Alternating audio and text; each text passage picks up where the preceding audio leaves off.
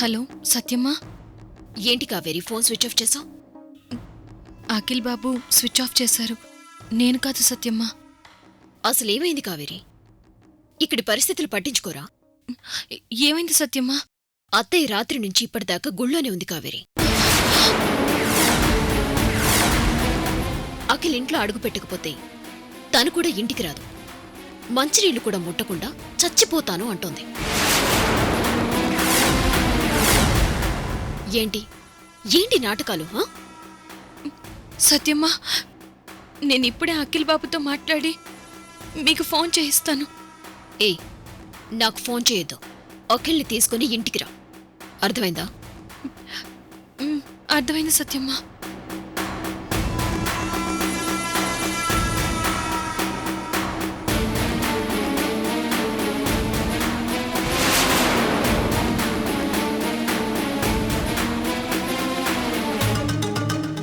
అమ్మా సత్య, ఫోన్ చేశావా? కావేరితో మాట్లాడాను మావయ్య. అఖిల్ని తీసుకుని రమ్మని చెప్పావా? చెప్పాను, కానీ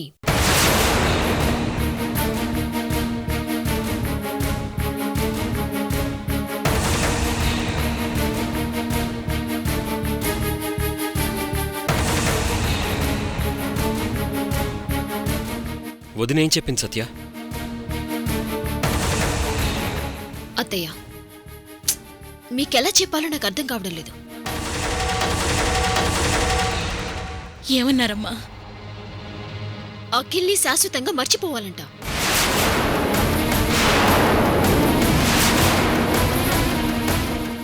మీరున్నంత వరకు ఇంట్లో అడుగుపెట్టమని చెప్పింది. ఏంటి సత్య, వదిన అంత మాట అందా? అవును నిఖిల్. అంతేకాదు, ఇంకో ఘోరమైన విషయం కూడా చెప్పింది. ఆ గంగమ్మ గుడిలో జరిగిన దొంగతనం కేసులో మీరే దొంగంట మావయ్య.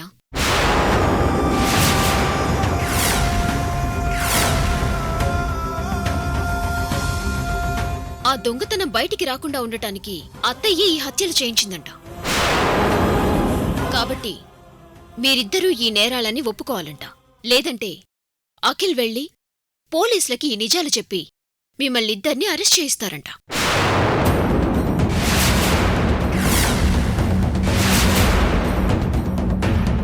ఇదంతా అఖిల్ కావేరితో డిస్కషన్ చేశాడంట. కావేరి కూడా అఖిల్ని సపోర్ట్ చేసి కరెక్ట్ అని చెప్తోంది. భార్యాభర్తలిద్దరూ మన మాట వినే పరిస్థితిలో లేరు మావయ్య.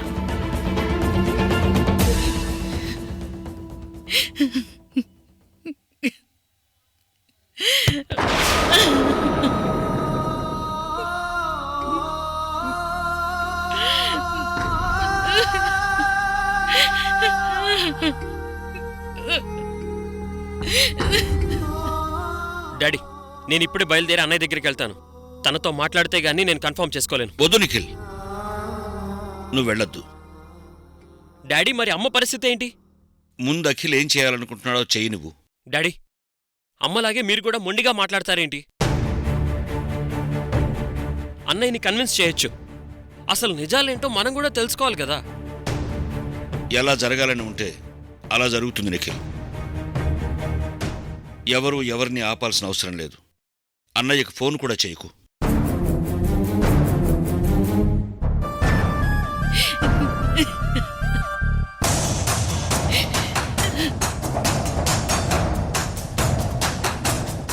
ఇప్పుడు మావయ్య మనసు కూడా విరిగిపోయింది. ఇక్కడ తల్లిదండ్రులు, అక్కడ కొడుకు కోడలు మధ్యలో ఈ సత్య కార్చిచ్చు ఎప్పుడు ఎవరిని ఎలా కాలుస్తుందో చూద్దాం.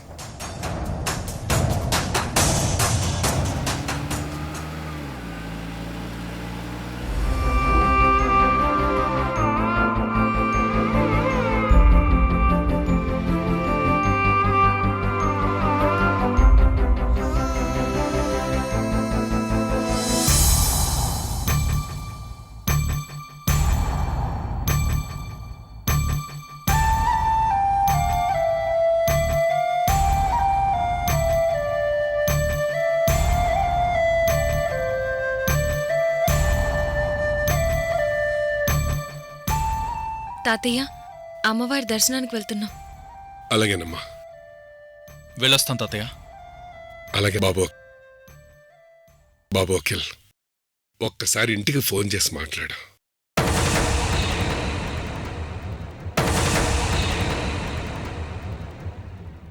కావేరి మాట్లాడి అన్ని విషయాలు చెప్పింది తాతయ్య.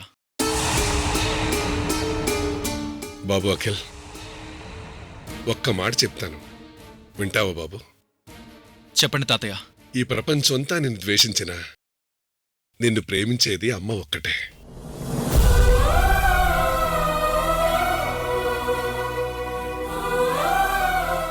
నువ్వు అమ్మను ద్వేషించినా కూడా నిన్ను ప్రేమించే ఒకే ఒక్క మనిషి అమ్మ మాత్రమే.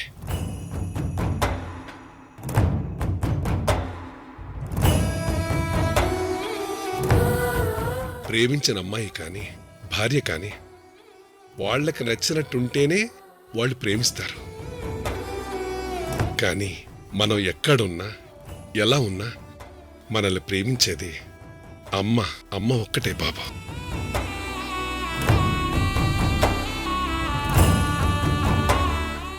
అమ్మ ఏం చేసినా మన మంచికే చేస్తుంది బాబు.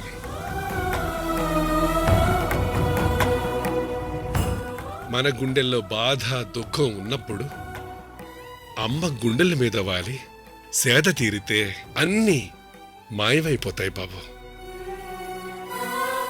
మన జీవితాలకు దేవుడిచ్చిన అమృతం అమ్మ బాబు.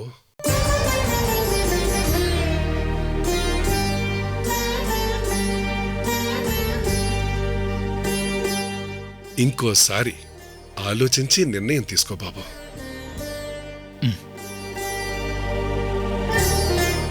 కావేరి, వెళ్దామా? అలాగేనయ్యా.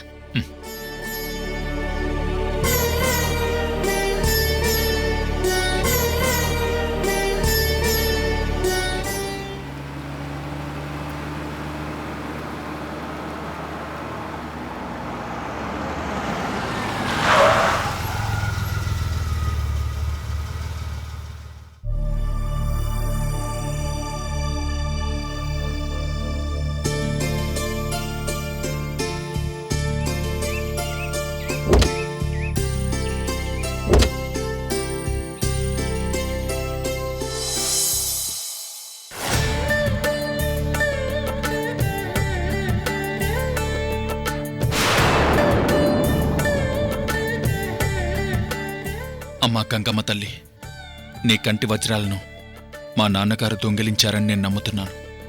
ఓం సర్వమంగళమాంగళ్యే శివే సర్వార్థసాధకే శరణ్యే త్రయంబకే దేవి నారాయణి నమోస్తుతే.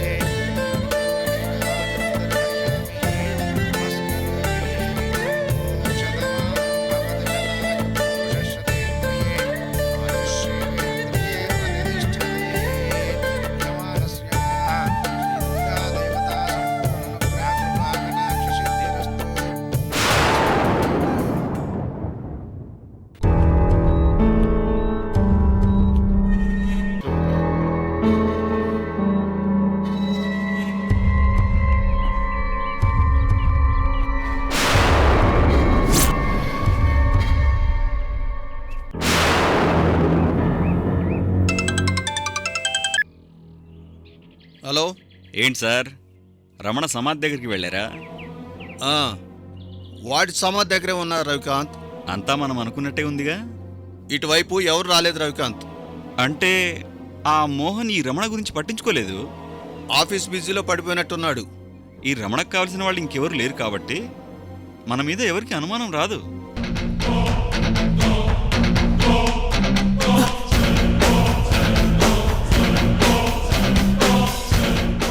సుశీల గారికి మోహన్ గురించి కంగారు పడొద్దని చెప్దాం. అలాగే సార్.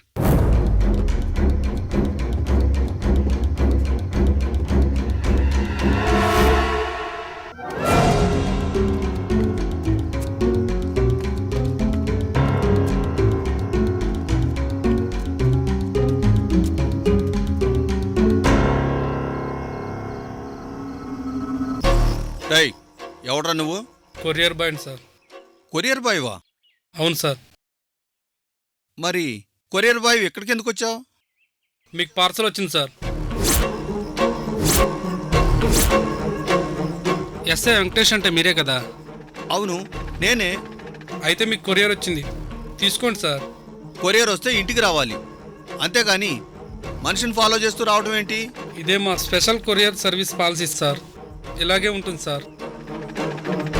కస్టమర్ చంద్రమండలంలో ఉన్నా అక్కడికే వెళ్ళి డెలివరీ చేస్తాం. ఓరే మీ సర్వీస్ పాడుగాను. ఇటివు. Thank you sir. ఓకే. అవును, ఈ బాక్స్ ఏంటి? అసలు ఎవరు పంపించుంటారు?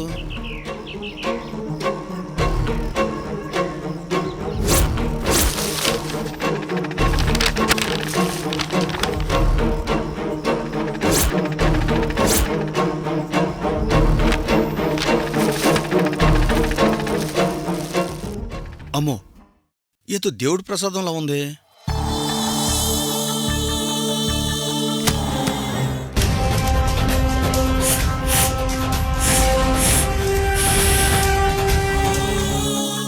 ఫారెస్ట్లోకి వచ్చిన ప్రసాదం దొరికింది. అదృష్టం అంటే ఇదే.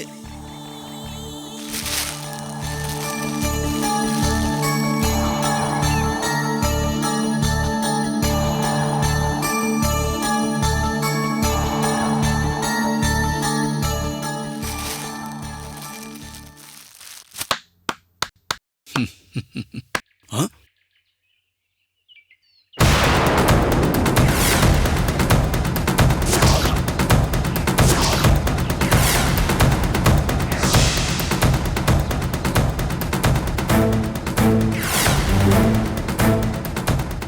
ఏంటి, ప్రసాదం తిన్నావా? ఓ, నువ్వు ఇక్కడికి ఎలా వచ్చావు? నా స్నేహితుడి సమాధి పక్కనే నిన్ను సమాధి చేద్దామని వచ్చాను.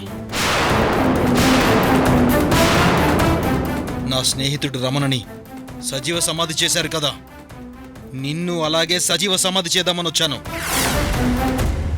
ఆ సిఐని యాక్సిడెంట్ చేయించింది మీరే. నా ఫ్రెండ్ రమణని చంపింది మీరే. రై, పిచ్చి పిచ్చిగా ఉందా? నాకేం తెలీదు. సుశీలం ఇచ్చిన డబ్బుకు ఆశపడి మీరు సాగించిన మరణ మృదంగం అంతా నాకు తెలుసు.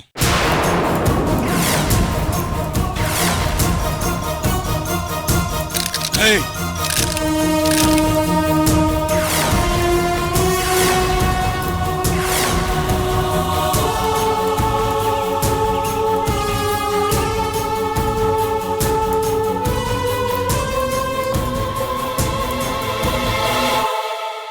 అవునరా, మేమే చంపాం.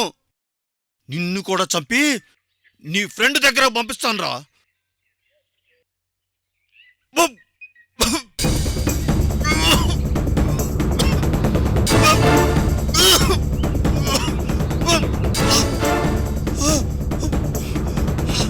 రక్తం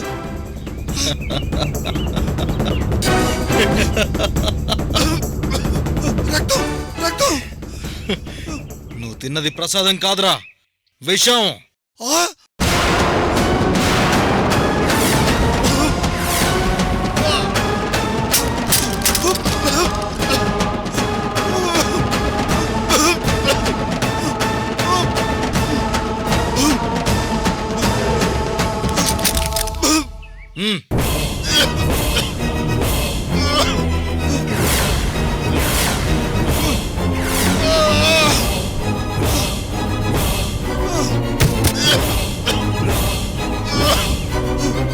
మోహన్, నన్ను కాపాడు, నన్ను కాపాడు. నీకెంత డబ్బు కావాలంటే అంత డబ్బు ఇస్తాను. ప్లీజ్ ప్లీజ్ నన్ను వదిలిపెట్టు మోహన్, నన్ను వదిలిపెట్టు please. Mohan Mohan please please.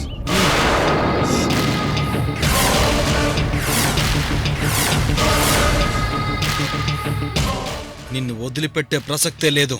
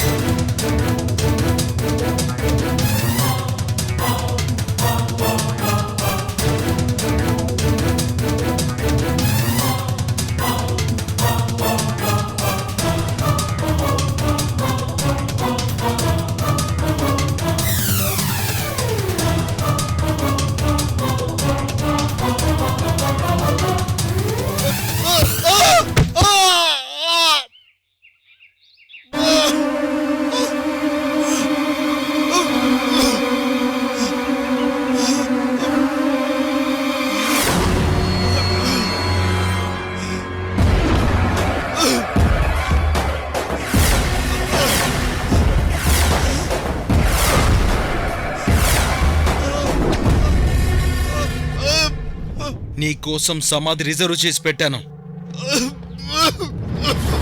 చేసిన పాపానికి శిక్ష తప్పదు.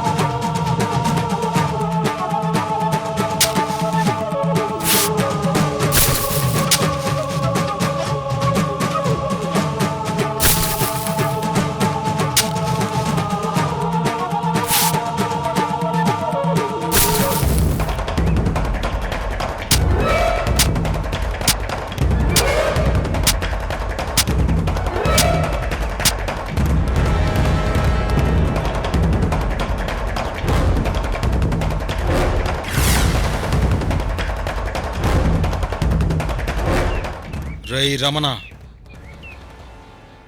నీ పగకి నా పగకి రెండింటికి ఆరంభం మొదలు పెట్టాన్రా.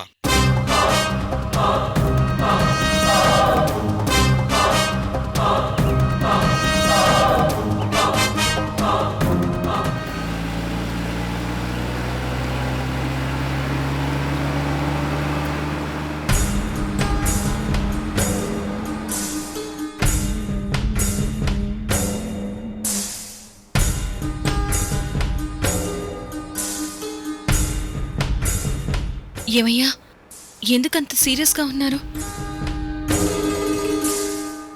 కాస్త నవ్వుతూ మూడ్ మార్చండి అయ్యా. మీరిలా సీరియస్గా ఉంటే చూడలేనయ్యా, ప్లీజ్. కావేరి, లైఫ్లో ఎప్పుడో ఒకప్పుడు ప్రతి మనిషి కొన్ని టఫ్ డెసిషన్స్ తీసుకోవాల్సి ఉంటుంది. ఆ డెసిషన్స్ మన లైఫ్ని తల్లకిందులు చేస్తాయి, ఊహించనంతగా డిస్టర్బ్ చేస్తాయి. అలాంటి డెసిషన్స్ తీసుకునే పరిస్థితుల్లో ఇప్పుడు నేనున్నాను కావేరి. ఆ డెసిషన్స్ వల్ల నీ లైఫ్ కూడా ఊహించినంతగా డిస్టర్బ్ అవుతుంది. అందుకే ముందుగా నీకే నా డెసిషన్స్ గురించి చెప్పాలి. ఏంటో చెప్పండి అయ్యా. ఆ సిఐ కోమాలో ఉండడానికి, ఆ రమణ చనిపోవడానికి అమ్మే కారణం. ఆ విషయం మీకెవరు చెప్పారయ్యా? నిజం తెలుసుకున్నాను కావేరి. ఇందులో నేనేదో పొరపాటు పడ్డమో, ఎవరైనా నన్ను తప్పుదారి పట్టించడమో జరగలేదు. అమ్మ హంతకురాలు. It's fact.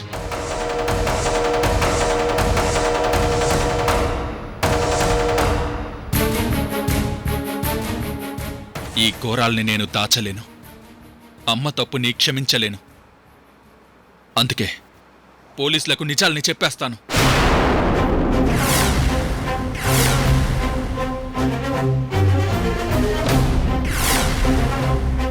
అమ్మను అరెస్ట్ చేస్తారు. శిక్ష పడి అమ్మ జైలుకెళ్తుంది. ఇది కన్ఫర్మ్.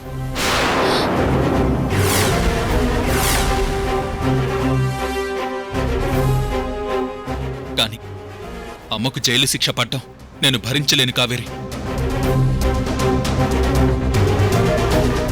అందుకే అమ్మ చేసిన నేరాన్ని నా మీద వేసుకుని నేను జైలుకెళ్తాను కావేరి.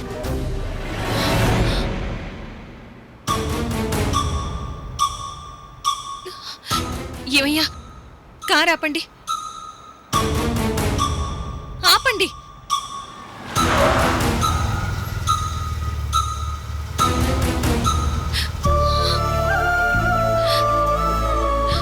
ఏంటయ్యా మీరు చెప్పేది? రేపు ఆ నేరానికి ఉరిశిక్ష పడితే అప్పుడు నా బిడ్డ పరిస్థితి ఏంటయ్యా? నా పరిస్థితి ఏంటయ్యా? ఎందుకయ్యా మీరిలా మాట్లాడుతున్నారు?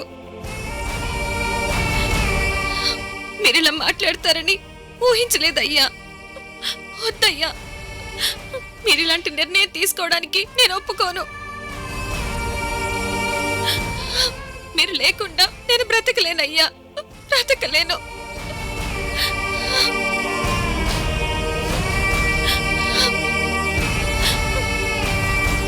ఇంటి పరువు మర్యాదల్ని కాపాడడం కోసం నేను ఈ నిర్ణయం తీసుకున్నాను కావేరి.